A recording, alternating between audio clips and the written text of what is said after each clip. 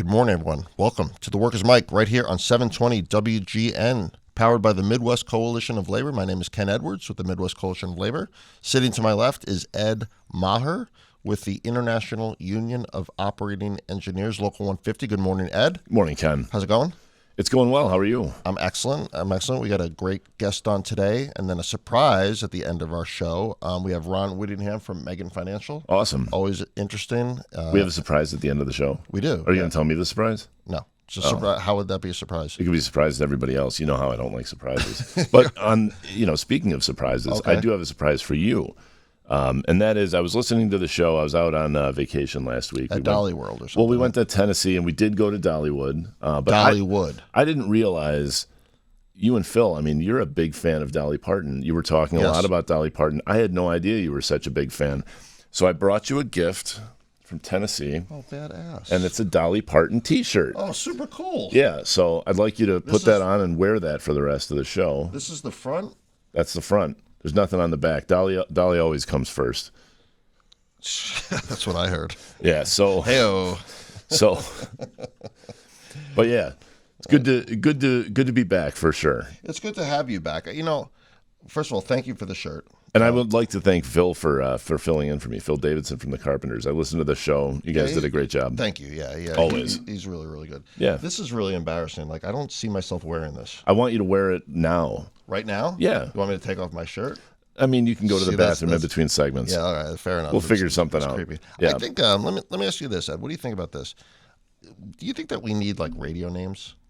Like our name, like it's just like Ed and Ken. I mean, it's just, not really exciting. Like Edo, Cool Ken, Easy Ed, something like that. I mean, I just like everybody's got cool names. If you listen to Sirius XM, it's like Shannon Guns on Ozzy's Boneyard or something like. And you and I are just like, oh, I'm Ed Maher. I'm Ed. Ken. Yeah. Well, I'll tell you what. Yeah. Everybody listening, go to our Facebook page. Come up with some good names and post some names. And at least for next week, we'll go with some names that you picked, and we'll announce the winner, and we'll come up with some sort of a cool prize. It'll be better than nothing. It'll be better than a Dolly Parton T-shirt. No, it will actually be the Dolly Parton T-shirt. No, because Ken's keeping that. But go on our Facebook page, The Workers' Mic, powered by MCL, and we'll have a post up on there, and just leave suggestions for radio names. Not Easy Ed.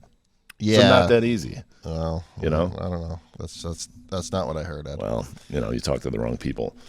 While we're still like in the beginning, I just want to just mention one thing. We've been talking about, I'm serious for a second here. I never know what to expect. Yeah, no, I'm actually being serious. We've been talking about these ridiculous, child labor laws that are passing, and how Iowa just allowed 14-year-olds to start working in plants, et cetera. Slaughterhouses, and lo and behold, in Mississippi, where I believe the age is still 18 to work in a poultry factory, there was a 16-year-old kid, and he was working there, and he died. And he died in the, I don't know how, but something in the equipment. He got hurt. He was screaming for help, and he died. At 16. These are things that shouldn't be happening in 2023. Marjack Poultry, which, by the way, is a famous labor case. You can look it up. But this is the name of the company? So it's the name of the company, yeah. And it was like, I think their business is killing chickens. Sounds like it. I mean, that's the poultry business. Killing chickens and plucking some chickens. And kids. Yeah, well, apparently, yeah. That's. I'm not saying Marjack killed him, but I am saying that the kid did die, and realistically, he shouldn't have been there. A 16-year-old should not have been working there. And once again, people that are working around him, you can tell the difference between a 16-year-old and an 18-year-old. You just can. Yeah. And especially if you're a parent. I mean, you understand this. But, Ed, that this is the second, kid that passed away at that particular plant. And there's a fine for it. And is it $30 million? No. It's $30,000. That's the fine. That's the OSHA fine. Well, it's not enough to dissuade a company from doing it. And guess what? The kid that died, last year or 2 years ago, whatever it was, Marjack is they're fighting the fine. I'm sure they are. Because they can't afford the $30,000. Yeah. It's mind-boggling to me. And this stuff needs to stop in this country. So anyway, I don't want to leave on such a sour note. But we're going to anyway. But we're going to anyway. Just stop hiring kids for Jesus, Yeah. Unbelievable. Listen, we're going to take a quick break. We'll be back with Ron Whittingham from sure. Megan Financial. Yep, right here on 720 WGN and Workers Mike.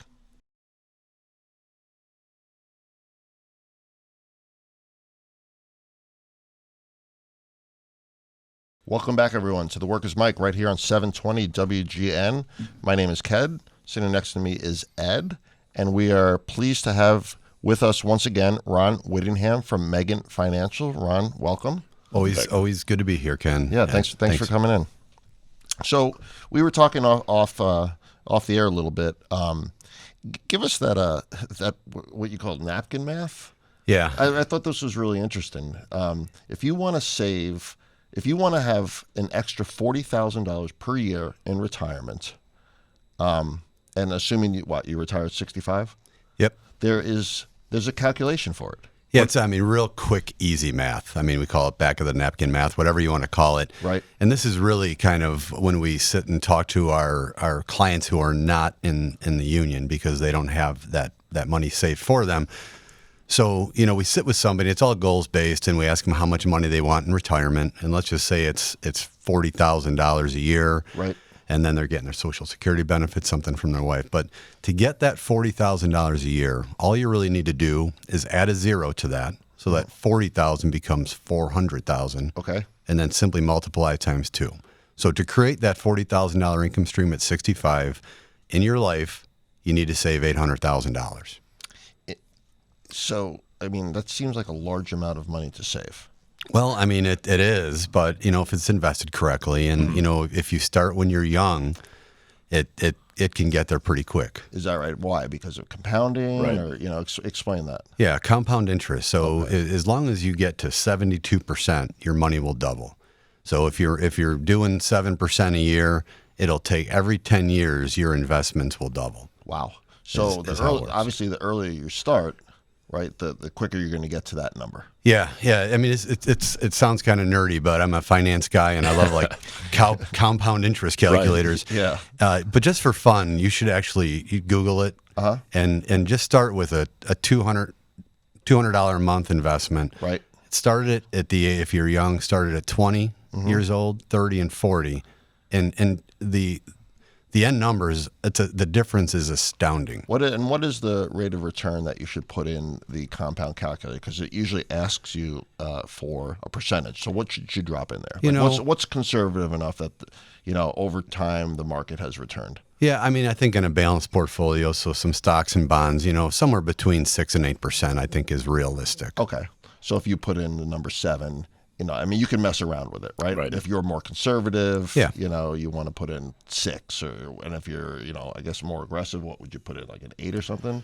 Yeah, and I think that translates also to pension funds because different pension funds across the state use different rates of assumed return. Some are as low as 6, and then there are some, a lot of public funds that assume like an 8% return. Which seems to me like...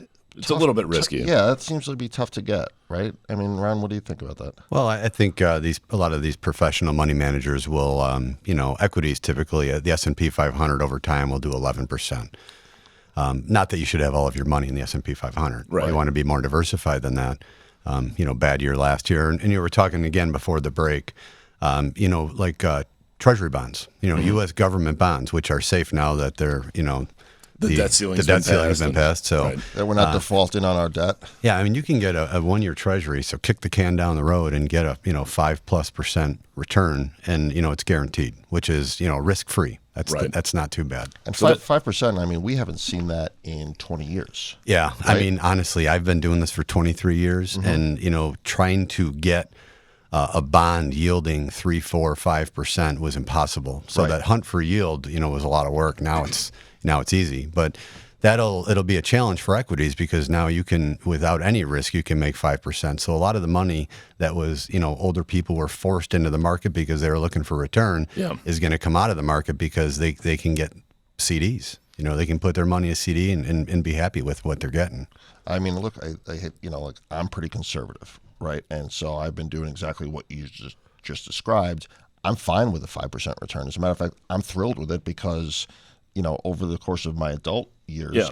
I haven't seen such a thing, right? It's been 0.1% for eons now, right? Yeah, but the one thing you got to think, Ken, I agree with you. I mean, 5%, it hasn't existed in my career as far as that risk-free return, but you can't forget about what inflation is. Right. Right. Guess what that is? Sure, 5%. It's 5%. So the real rate of your return is zero.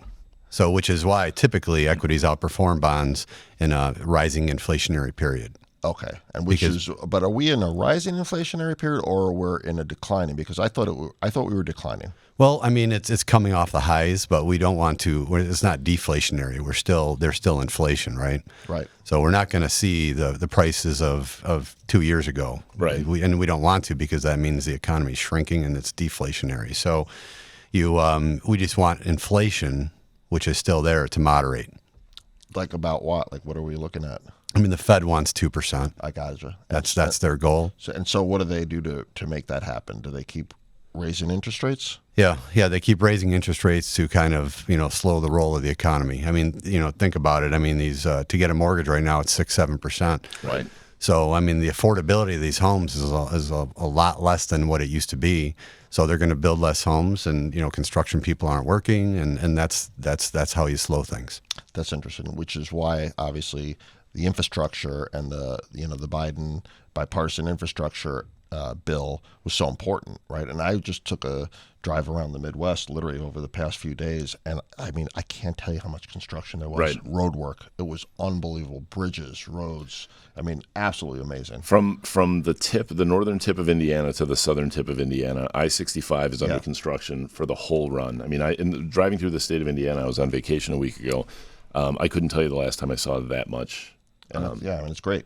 Yeah, it's fantastic. I mean, you see people working, and they're all earning a good wage. Ron, let's go back to talk about the thing that you said also off the air, which is you were talking to one of our members, and he was explaining to you like what happened to his neighbor.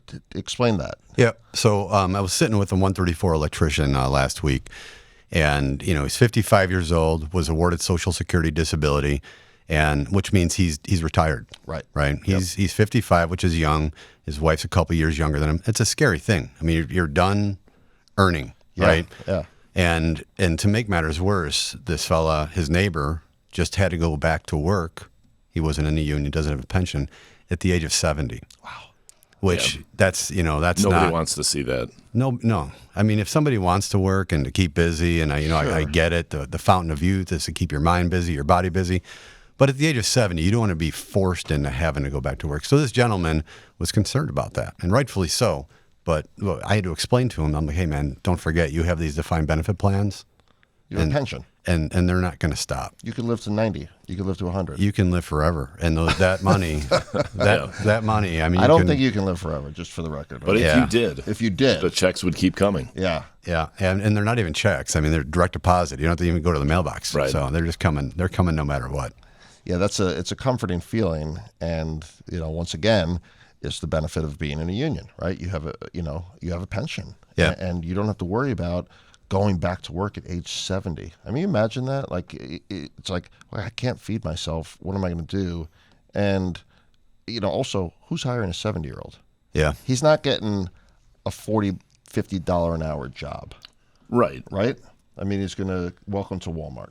It's probably something like that. You see a lot more of that in different stores. I guess he could go to Iowa, right? Well, in Iowa, he could probably get a job in a slaughterhouse potentially, but he'd be competing against 14-year-olds now. I mean, Iowa's really done some interesting things with their labor market. It's going to be 14-year-olds working next to 70-year-olds. Yeah, nothing in between. Terrible. I'm not funny. No, not funny at all, Ken. Yeah, sorry. So Ron, back to this. So in other words, I mean, I guess in a nutshell, you're saying that if you're in a union and you have a pension, a defined benefit plan, that means you're getting a certain amount of dollars per month, period, for the rest of your life. Yeah, and that's the case. But it really, goes back to financial literacy. That's like it's a real big hot topic right now. Mm-hmm. Yep. And really, that's defined as the knowledge to make smart decisions about your money. Right. So the 70-year-old at some point in time probably made a bad decision, right? And now he's at where he's at. Sure. the really cool thing about the unions that we work with is that they're making their wage, and the retirement savings is done on top of that Right. for them. Yeah. Okay, for everybody else out there, for the regular blue collar workers out there who don't have those benefits, if you're making $100,000 a year, you got to save for your retirement. You got to pay for your health care. And that's your income. So you still got to have a home. You got to get to work. You got to feed the family. And, especially with rising prices right now, what's the first thing that's going to stop? Savings. Yeah. You're going to stop saving. You're just going to kick the can down the road, but that's going to force you to maybe work longer. Right. Because if you're saving, $5,000 a year or $10,000 a year, you're never going to get to that $800,000 by the time that you're 65 years old. Like the retirement savings isn't just a little rainy day fund. It's got to be a significant portion of your income. Yeah. I mean, the whole thing is that going back to financial literacy, the first thing you need to do is figure out a budget. Right. Okay. There's money coming in, there's money going out. Listen, wants and needs. And that goes goes across the board, union and non-union. I know a million union guys that don't budget anything, right? I know unions that have no budget. They just spend whatever comes in, and you have to sit down and literally just, like you said, plan out a budget. Here's my car payment. Here's my house payment. Here's what I spend on food. Here's how much I can save. And it's, and you help with that. Right, Megan will help somebody figure out a budget and tell them where, explain, basically help them with financial literacy. Correct? Yeah. So for the union folks, it's just really educating them on what their benefits are because it's done for them. Yep. Which is great. And for the people who aren't in the union, obviously, either way, our advisors go to your kitchen table. Yeah. And they sit with you and your family, and they know your story. They create a plan, and, it's up to you guys to stick to the plan. Right. But they're with you for your whole lives. And are you going into unions now, Ron, and doing financial literacy and seminars and pre-retirement and apprentices? Like, are you doing all of the whole spectrum of that? Yeah. I mean, that's our kind of menu, and the unions kind of, choose what they want. I mean, most of them now, honestly, apprentices are the big thing.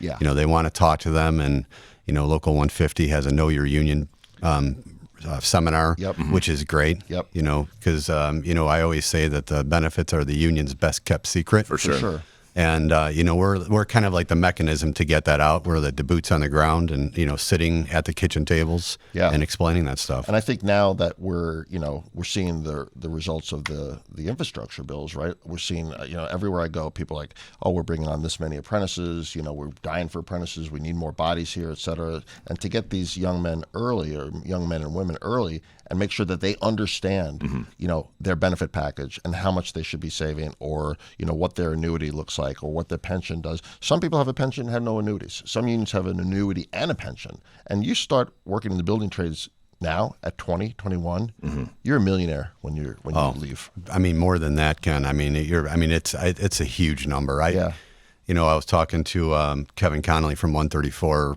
the other day, and they're almost at.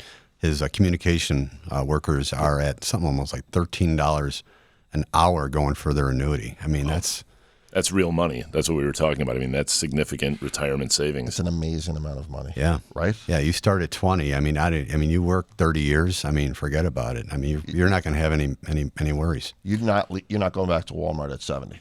No.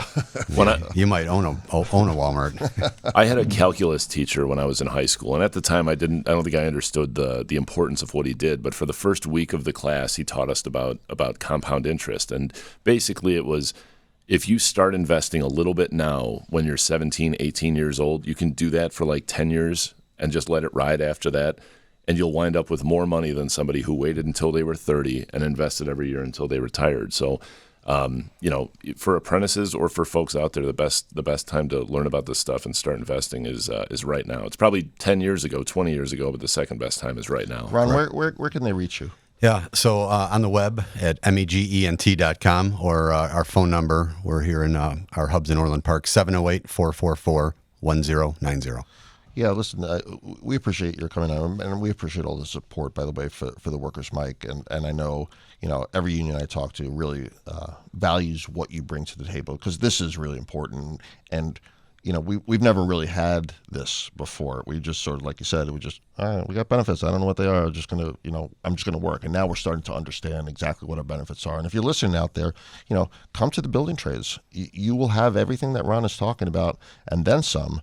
So we got to take a quick break. Yeah. But we're going to be back right here on 720 WGN. Ron, thank you so much for coming in. Thanks for being here, guys. Absolutely. Thank you.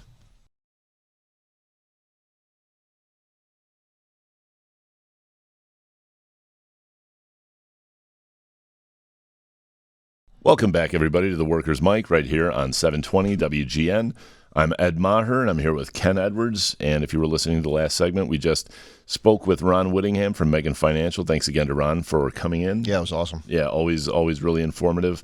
And so we're back, and Ken took a second to go to the bathroom and put on his brand new Dolly Parton T-shirt. And you got to say, you're looking pretty good, looking sharp. And now all of a sudden you have one on. It was buy one, get one free or something. A BOGO. Yeah. Dolly Parton BOGO. Yeah, we are the Workers' Mic brought to you by Dolly Parton.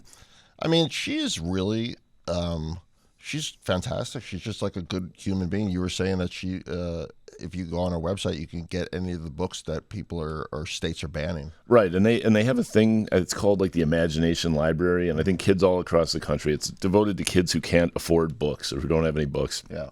If you register, this program will just mail you free books. That's and amazing. She sends out tens of millions of free books every year. I'm not a country music fan necessarily. That's what I said the other day, but she's really like altruistic. Like she does a lot of fantastic things. Gives back to the community, does a ton of charity work. Yeah, she's in kind of a rare air like Tom Hanks or Mr. Rogers, where there's not really anybody who can say anything bad about them. They're just universally liked. One of our Da Vinci guys was telling me that she's been married to the same guy for like 50 plus years. Like half a century, right? Yeah. Unbelievable. I don't know anything about the guy. He must be happy with Dolly, though. Yeah. Right? Yeah. That guy backed up the Brinks truck. Well, she seems like she's also a very nice person, Ken. Whatever. All about the Benjamins with you. So I understand that because I saw you actually in the newspaper this week, Ed, that you were quoted while you were at SAG-AFTRA, and the writers... Were the writers there too? They had a picket. Yeah, so the strike was held by SAG-AFTRA, the Screen Actors Guild and Television Radio Actors. Yep. And they had a big demonstration on Thursday down at Buckingham Fountain. Had a really nice turnout. The writers were there in support. Nurses, teachers, operating engineers, of course, and various other building trades, the Teamsters. And it was just a sort of a support rally to show the actors that everyone is behind them and everybody recognizes how important the fight that they're in is, because as with the writers where they're being threatened by AI, the actors have a different fight with AI, which is they can be hired for half a day of work, and then the studio can use this work to like plug it into AI and create an artificial likeness of the voice or the physical likeness, appearance, and they can use that for free for as long as they want, which is insane, to take away a person's livelihood and pay them for half a day's work. So that's what SAG is up against, and the studios are not even willing to sit down and negotiate this. So this strike is now writers and actors. It's been going on since the 1st of June, I believe, with the writers. Yep. And there's no progress on negotiations. But are they even at the table? Like, are they bargaining? I don't think that they've had any negotiating sessions. The studios their position is there's too much competition with streaming services, so we don't have any money. So I'm trying to figure out who's got all this money. Somebody's got a lot of money, and maybe it's just all concentrated. I'm pretty sure it's Bob Iver from Disney. Yeah, about 5 or 6 people have a lot of money, and everybody else is just trying to figure out where it all went.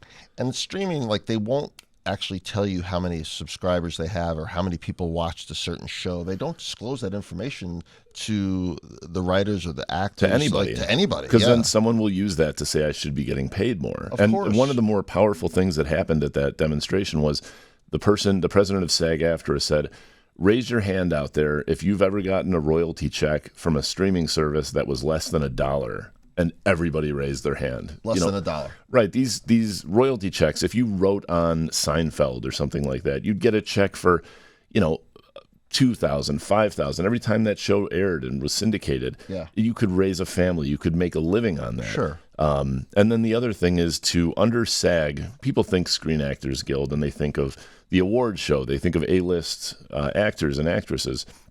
I think they just say actors now, but they A-list performers. And the reality is that to qualify for health care with SAG-AFTRA, I think you have to make $24,000 or $28,000 a year. And I think 80% of their members don't qualify for health care because most actors are not the ones that are signing $10, $20 million contracts. For sure. They're people that are working, trying to find a job for a day or for 2 days and just barely squeaking by. Put it by. in perspective, I believe that SAG has, if I'm not mistaken, 160,000 members. Right. Can you name 160,000 actors? No, of course not. You can name about 20 off the top of your head. And they all have the last name Kardashian. Jason Bourne is my favorite actor.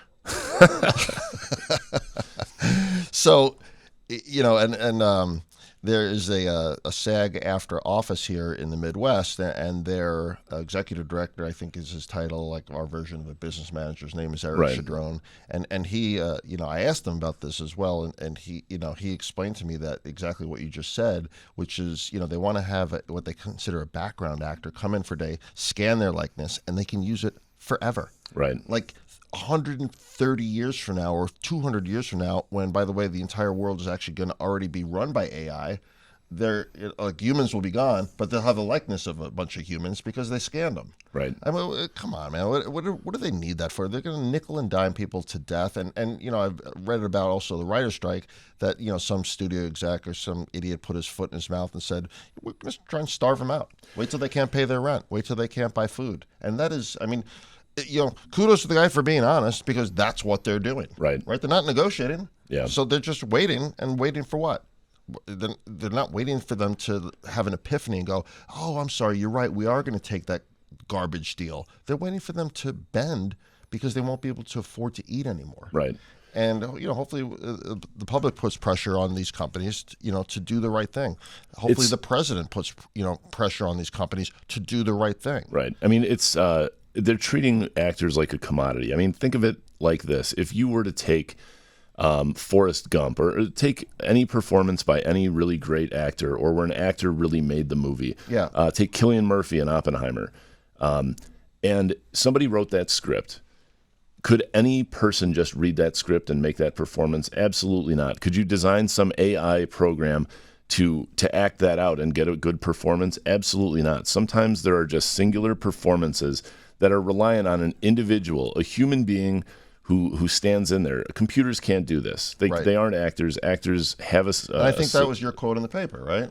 Yeah. I mean, they're being treated like commodities. Yeah. Well, look, I mean, a lot of us in the working world are used to being treated like commodity, right? I mean, people have gotten used to this forever.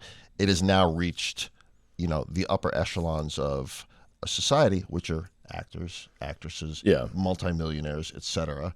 And I heard one of the knocks on some of the actors is these folks are out there on the picket line, right? They're walking the picket line in L.A., in New York, obviously here in Chicago. Where are the Jason Bournes of the world? Yeah. You know what I mean? Where the I mean, Jason Bourne's a character, Ken. No. He's actually that's actually real life. I'm just going to let this go, everybody. Stay with me on this. We're going to have some fun with Ken. But where are they? I think they last saw him somewhere in, he was on a rooftop in Germany. With a sniper rifle. I think that's right. But well, he is busy. Jason Bourne is busy. For Jason Bourne, that's a lot of people you looking for Jason Bourne. You understand my point. Where are the big ticket actors? I agree. Come on out there, donate some money, help people that are, create a fund. You got bazillions of dollars, famous actors. Yeah. Create a fund for these younger actors that don't have the money, that are about to lose their house. Maybe they lost their job because they were on a soap opera or commercial or whatever the case may be. Have a fund for them. Kick in some money. I hate to say it, but when you got 100, 200, 300 million dollars in mansions and yachts, and you're really famous, Tom Cruise, kick in some cash. Yeah, and for ordinary folks out there, think of this because you're a consumer of entertainment. You watch TV, you watch movies. Do you like good movies or do you like terrible movies that are, written by robots, directed by robots, acted out by AI? I don't know yet. The jury's still out on that, but All right, Ken. Well, I think the rest of us, if I watch TV, I enjoy good TV. I enjoy something that's well done, and I think most people do. And I think and that's that's what's right. at stake. Yeah. It's there's a lot at stake here, and they're fighting, for the future of obviously their industry, but also look that like you guys said, their fight's our fight, right? Our fight's their fight. I mean, Yeah. workers are finally starting to realize that a worker's a worker. Period. The end. Whether you work for Starbucks, a building trades, an actor, a writer, it's workers. Yeah. End of discussion. They have to win this fight to show everyone in America that if you fight back, you can win. You don't just have to take it. You can fight back. And speaking of that, what's happening with the Teamsters and UPS, right? They have 340,000 Teamsters that are ready to walk the picket line. And what are they doing? They're practice picketing. Yeah. I love it. I think it's a great idea. It's a genius idea. I think let's take a quick break and we'll come back and talk a little bit more about the Teamsters because that's a big story that's going to be coming up in the next week. For sure. Their president, Sean O'Brien, is just a badass. I love that guy. So we'll be right back on the Workers' Mic right here on 720 WGN.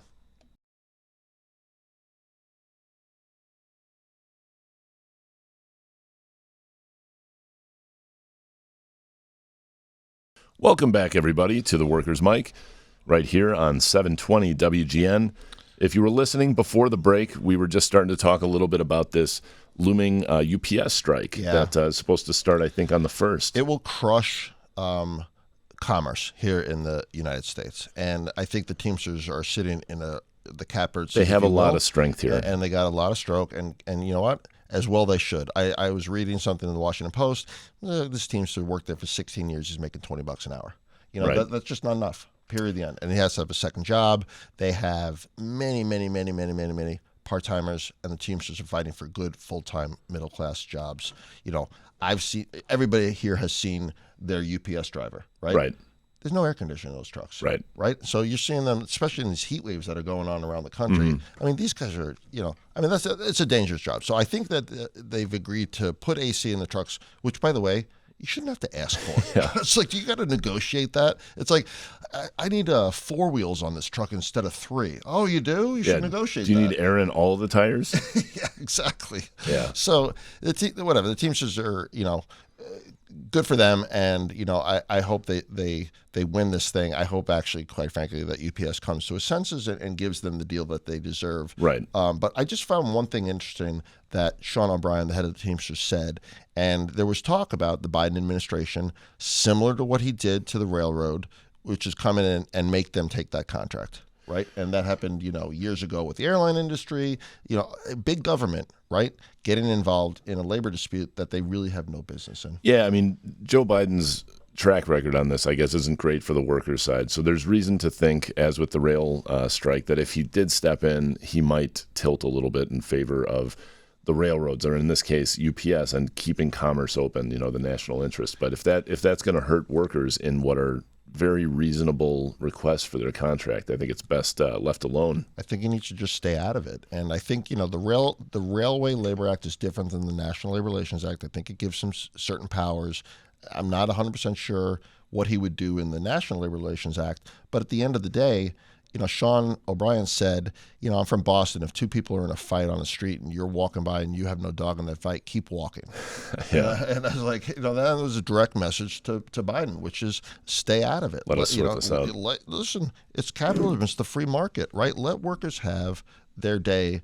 What are they going to do? Tell the actors, get back and act. Right. Right? You go back and you finish that Netflix series because I want to see the end of it. Yeah, sing and dance. Yeah, dance. It'll be like Misery, where she makes him finish a book or write a book. Yeah.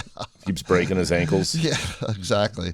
So, hopefully the government does stay out of it. And look, hopefully there's no strike, right? Yeah. But at the end of the day, if there is, like there's so many strikes right now going on around the country. Right. And with UPS, I mean, the threat of this strike, or the potential outcome of this strike, is supply chain issues, just like we saw during the pandemic, and Americans don't have an appetite for another one of those. I think that's right. So I think that's more sort of motivation to get this thing settled. And UPS's asks are not excessive. Of course If not. folks Not out there are to a thinking, billion trillion dollar company like UPS. Right. And by the way, what do you think FedEx is doing? FedEx is watching and making sure that whatever UPS gets, they're going to give to their drivers. So Right. UPS is doing this not only on behalf of UPS, but also on behalf of FedEx employees that they don't represent. And also, assuming that they win and come up with something good, they're going to take that and go to Amazon and go, look what we can do. Right. Right. And it's going to be a great organizing tool. So, I don't know. I'm pulling for the Teamsters. Yeah, a rising tide lifts all That's boats. exactly Union right. members at UPS, if they fight and they win, Yes. they can lift the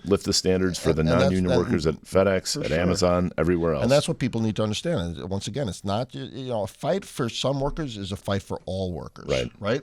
And speaking of workers, we have today with us a very special guest that is actually applying for a job in a meatpacking plant That's right. in Iowa. Yeah, We'd like to welcome Emma.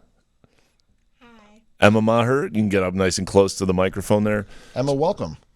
We've talked a lot about child labor. Now, you look familiar, Emma. Are you in any way, your last name is Maher? Yeah. Are you in any way related to Ed Maher? No. Oh, That's not true. She's No. never seen him before. Never This is seen my him. this is my delightful, lovely, intelligent daughter. very nice Emma. to welcome Emma, and thank you for coming on. How old are you? 12. All right, so we're having this job interview, and And the reason that we're doing this, again, is because of all the child labor that's Yeah. being expanded across the Midwest. We thought that it would be interesting. I mean, Emma likes to earn a few extra bucks right now. She's limited to pulling weeds and, picking up dog poop. But we're looking to put her in something a little bit more your sustainable. dad is making you pull weeds and picking up dog poop. What, you want me to do it? Yeah, that's a good point. It's Yeah, a very, exactly. very good point. So, Emma, number one, how much are you making for doing that? I don't know. It depends on how much I pull. Yeah, just say not enough. Not right? enough. Okay, That's always fair the enough. right Not answer. enough. So let me ask you a question, being this is a job interview. How do you make a Manhattan? Like the drink? Yeah, they are. Well, okay. You're interviewing You know it's a drink. to be a bartender. Yeah, now- you can now serve we're going alcohol for- as a yeah. child I now. thought it was for the slaughterhouse. Oh, sorry, my bad. Okay, That's the next interview. All right, now let's start with the bar. How do you make a Manhattan? I don't know. Okay, fair enough. You're not going to make a very good bartender, let's unfortunately. go to the slaughterhouse. All right. Okay. How do you kill a cow? I don't know. You just shoot it. All right, maybe she could be pretty good at that. You just shoot it? Wow. I don't know. Okay, what's going on in the Maher household? Cheap meat all the time. Emma, what grade are you in? I'm going into 7th. 7th grade. So, and you're 12. Mm-hmm. So at 14, you would be in what, 9th grade? Yeah, you'd be going into high school. Right? Yeah. I mean, 9th graders, we're joking. Thank you for Having a little fun with us. helping us with the joke. But, imagine somebody 2 years older than you, Emma, working In a factory. in a factory, Or serving drinks. or dying in a chicken factory or, whatever. I mean, it's unconscionable. And our kids should not be subjected to Yeah. that. And if this seems silly, it's because it is. It is silly. It's absolutely silly. It's abhorrent, Right. So, Emma, anybody you want to give a shout out to? No. You should. Oh, come on. Come on. What school do you go to? What? What school do you go to? What's the name of your school? Oh, Ben Nardsick. There you go. Where's that? It's in Aurora. You go to Aurora? Mm-hmm. Isn't that where? What's those? Wayne's World? Wayne's World guys were from, right? Yeah. Aurora. Yeah, I think they put Aurora on the map. Hell yeah! Way to go, Aurora. Anything else you want to say? Not really. Anything? Okay. Any embarrassing stories about your dad? No, there are none. Other than me wearing a Dolly Parton. Yeah. Why's your dad t-shirt. wearing a Dolly Parton T-shirt and I brought don't me back know. one? You had a good time at Dolly World? What? Did you have fun at Dolly World? Or Yeah. what it's called? Yeah, it was fun. It was fun. Yeah, good for you. That's awesome. Yeah. I know you guys had a great trip, right? Yeah, absolutely. Saw some bears. So, oh, you did? You really? Mm-hmm. Did you pet them? Like pet them on the mouth? You're not supposed to do that. They don't like I that. heard you're supposed to feed them. Well, only as you're driving out of town. It's like Anchorman when he jumped in the bear thing. I immediately regret this decision. All right, listen, Emma, thank you for coming on. I appreciate your insight, your wisdom. It was wonderful. We'll get back to you on the job. We'll get back to you Okay. on the job. You send in your resume, please. Okay, we have to do a background check. You have to fill out some paperwork. Actually, you have to work. We have to test you, so you have to work for free for about a month. Yeah, there's a month probation. Yeah, Yeah. a month probation for free, and we'll get back to you. We got to go. Yeah, we're running a little low on time this week. Yeah, it's been an interesting show. We're all over the map, but a lot of stuff going on in the world. Yeah, pay attention out there. Pay attention to the actors and screen actors and the writers and the Teamsters. And you see a picket line, support it. Give them a honk. Do what you got to do to help these workers, because any worker that's fighting right now for their job is fighting for you at the same time. And one last thing I'd like to say: we've got the Women's World Cup going on right now, and we talked last fall about how the women's national team stood up and got equal earnings for the premiums of the rewards that you get for coming in at a certain place in the tournament. They get the same as men.